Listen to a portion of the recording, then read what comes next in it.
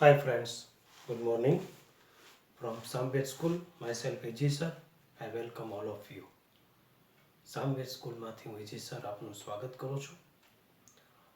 આજે આપણે બુક સાથે રાખવી પડશે કારણ કે ઘરે પાવર પોઈન્ટ પ્રેઝન્ટેશન શક્ય નથી.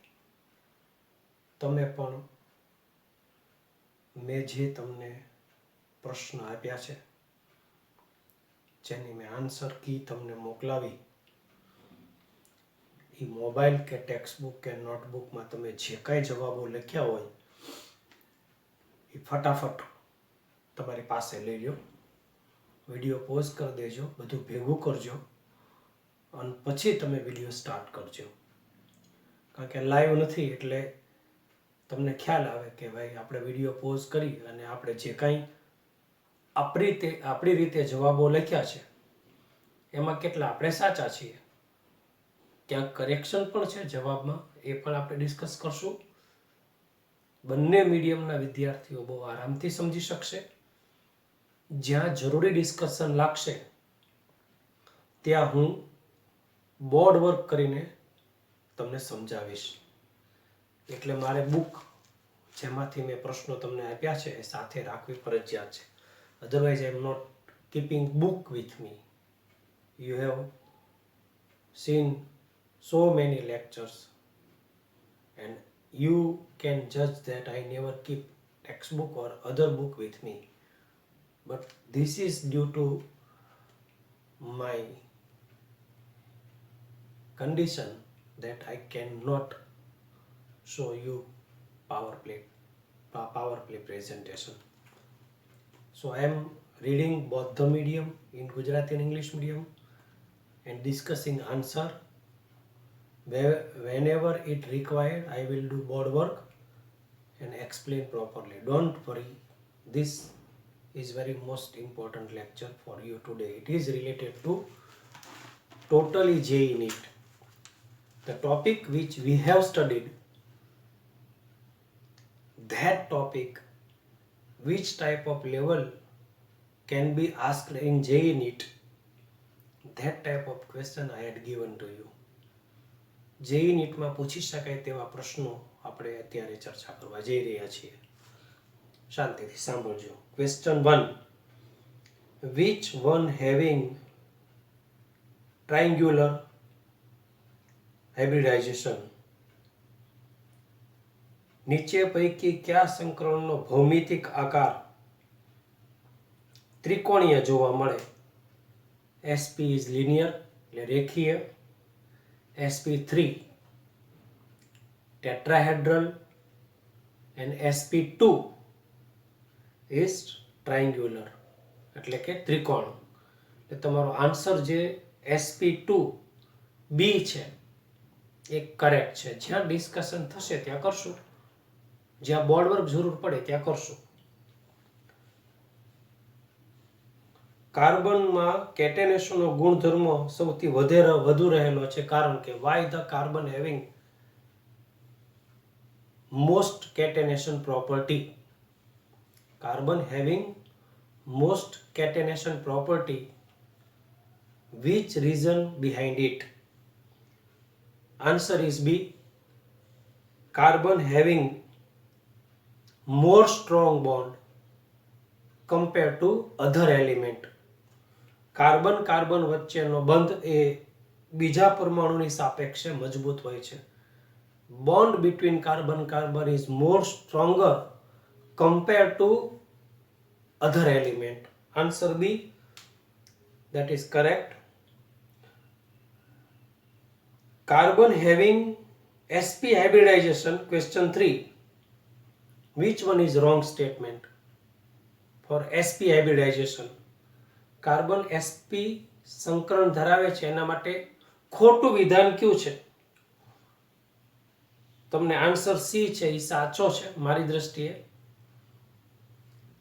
sp સંકરણ લીધે સમચતુષ્ફલકી આકાર જોવા મળે છે, આ વિધાન ખોટું છે. sp hybridization having not a tetrahedral shape, સમચતુષ્ફલકી એને ટેટ્રાહેડ્રલ કહેવાય. તમે લખતા જજો.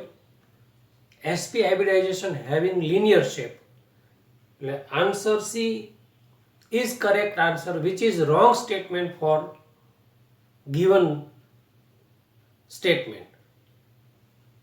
SP સંકરણમાં આકાર કયો હોવો જોઈએ? તો કે રેખીય આકાર. આમાં કીધું છે શું કે SP સંકરણનો આકાર સમચતુષ્ફલકીય છે. વાત ખોટી છે. એટલે તમને એવું કીધું કયું વિધાન ખોટું છે?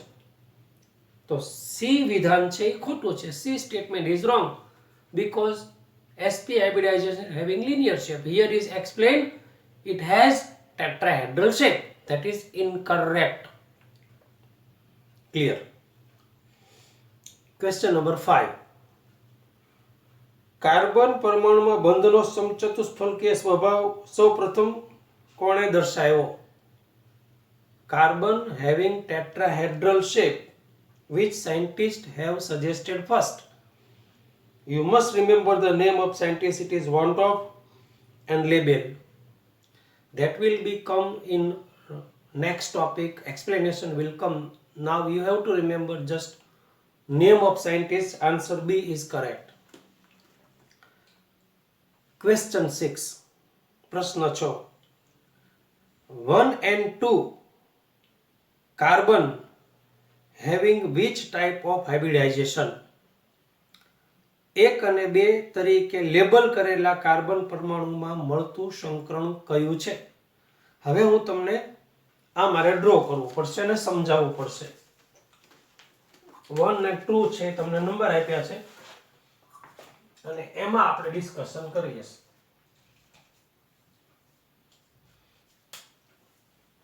Let's discuss. હું ડ્રો કરું છું. N triple bond C,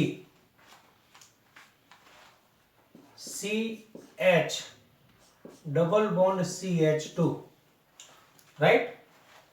This is carbon number 1 and this is carbon number 2. So this carbon having a triple bond with nitrogen, so this carbon having sp hybridization. Carbon 1 having which type of hybridization? Carbon 1 having sp2 hybridization. This is carbon 2. Carbon 2 having which type of hybridization? Then carbon 2 having double bond with another carbon. This is sp2 hybridization. 1 and 2 having a single bond, so it is sp3 hybridization. But we have to discuss carbon 1 having sp hybridization and carbon 2 having sp2 hybridization, because carbon 1 having triple bond with nitrogen and carbon 2 having double bond with nitrogen, carbon. So carbon nitrogen 3 બંધ હોય તો sp સંકરણ અને carbon carbon વચ્ચે double bond હોય તો sp2. Carbon 1 નું sp સંકરણ છે અને કાર્બન 2 નું sp2 સંકરણ છે. એટલે તમને આન્સર આપેલો છે સી. That is correct. સમજી ગયા? તમને જે કાર્બન કીધું છે એ કાર્બન નું સંકરણ તમે આ કાર્બન નું આની હારે કહી શકો તો sp3, પણ વધારે કયું ઇફેક્ટિવ? તો ઇફેક્ટિવ છે ને આ કાર્બન નું આની હારે sp3, આ કાર્બન નું આની હારે sp3 જ કહેવાય. પણ એમને જોવાનું, તમારે જોવાનું આ કાર્બન વધારે વધારે કેવા પ્રકારનું સંકરણની શક્યતા. તો આ 3 બંધ મહત્વનો કહેવાય, કારણ કે બંધ જેમ વધારે તે મજબૂતાઈ વધારે. એટલે આ કાર્બન sp3 sp સંકરણ ટ્રિપલ બોન્ડ છે એટલે, અને આ કાર્બનનું આ કાર્બન અને ડબલ બોન્ડ છે એટલે sp2 સંકરણ. ક્લિયર? નીચેના પૈકી ક્વેશ્ચન નંબર 7. નીચેના પૈકી શેમાં cc બંધ લંબાઈ નાની હોય? ઇંગ્લિશમાં which having the short bond length between 2 carbon. So this is C2H6. C2H6 is ethane.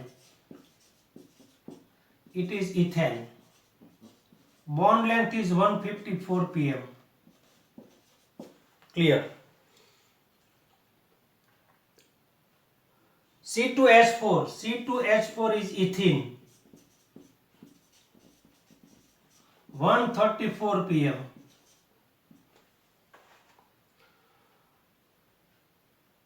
and C2H2 is ethyne. Ethyne. This is ethyne. Bond length is 120 pm. Which one having bond length is less?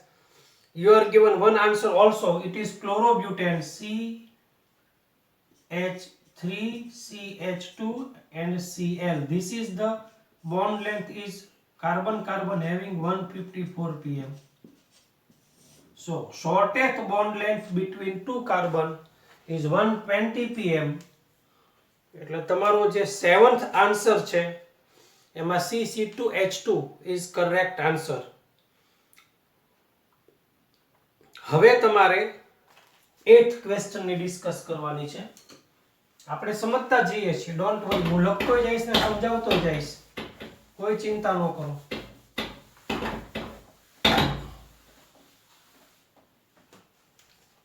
જ્યાં જરૂર લાગે ત્યાં લખી શકતે. HC triple bond, C H double bond, CH2.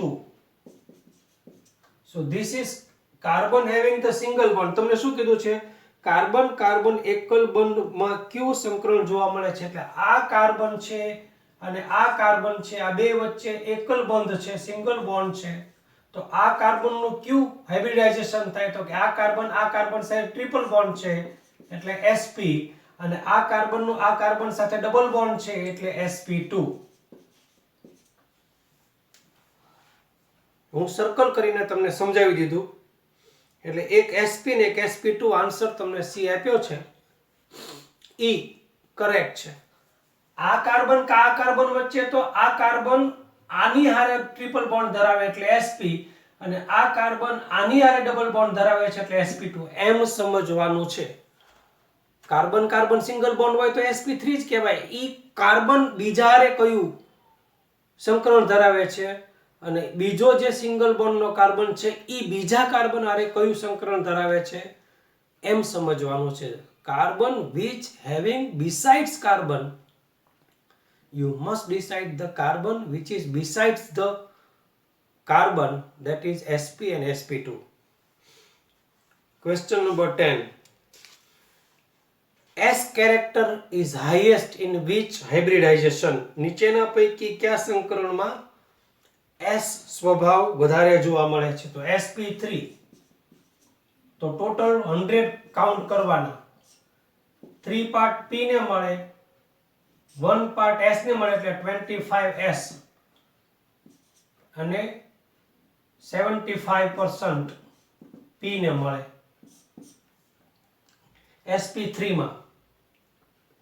sp2 માં total 100 કહેવાના. Total 3 element એટલે divide by 3, એમાં 66.66 is percentage for P and 33.33% is for S. And sp total 100 count करवाना. S and P is only one element, so P is 50% and S is 50%. So highest percentage in sp3, S is 25, in sp2 S is 33.33, and in sp S is the 50%,